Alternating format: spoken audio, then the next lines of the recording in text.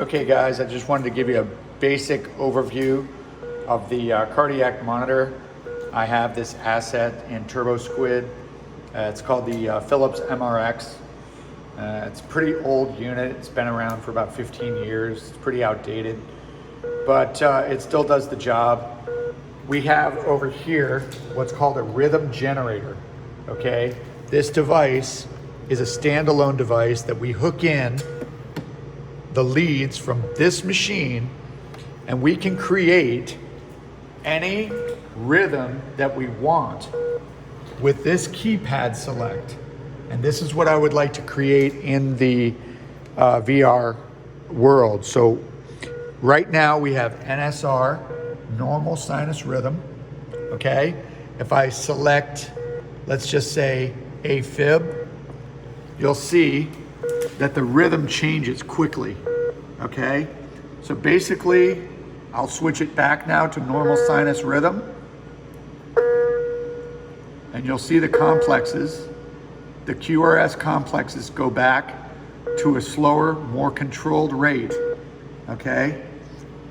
Then if I shift on the keypad selector again to a different one, which is VFib, you'll see it go from a standard cardiac QRS to ventricular fibrillation.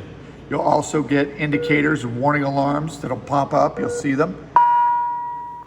Along with a printout, we'll shift it back to normal sinus rhythm.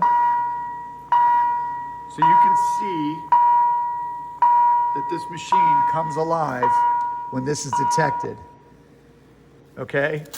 Now the functionality of this machine is very complex, but as I mentioned before, we can take a static shot of this and create this black line that runs across the screen over the still shot to give the illusion that it's reading.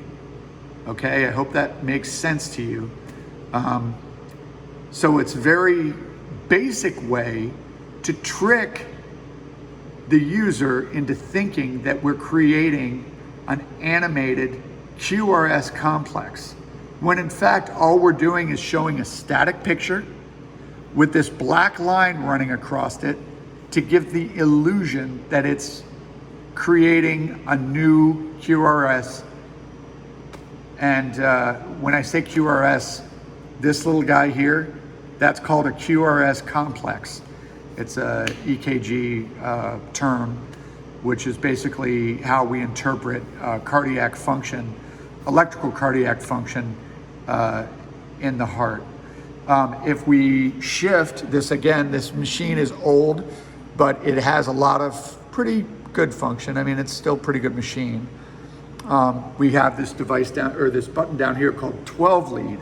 So we shift over to 12 lead, and it gives us an additional few leads worth of interpretation of the cardiac function. And again, you can see the black line going across to give a new cardiac, or rather a new QRS complex real time, okay?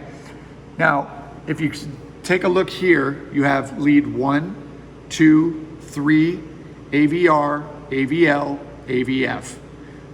Then you have your V1, V2, V3, 4, 5, and 6, okay?